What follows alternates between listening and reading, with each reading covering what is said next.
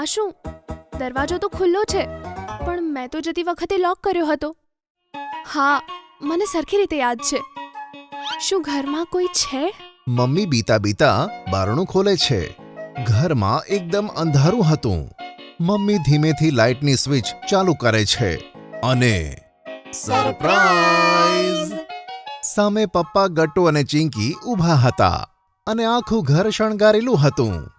Table પર એક મોટી કેક મૂકેલી હતી, જેના પર લખ્યું હતું હેપી મધર્સ ડે. ઓફો, સવારથી તમે લોકો આ બધું કરવામાં લાગ્યા હતા. હું તો ડરી જ ગઈ હતી. ગટ્ટુ ચિંકી દોડીને મમ્મીને ભેટી પડે છે અને વિશ કરે છે.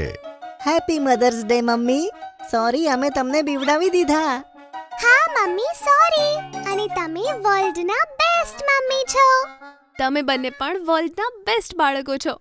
ચલો કેક કાપીએ. ગટ્ટુ ચિંકી મમ્મીને ખેંચીને લઈ જાય છે અને મમ્મી કેક કાપે છે.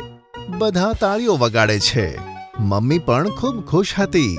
તે બધાને કેક ખવડાવે છે અને પપ્પાએ સ્પેશિયલ ડિનર પણ મંગાવ્યું હતું મમ્મીના ફેવરેટ રેસ્ટોરન્ટમાંથી.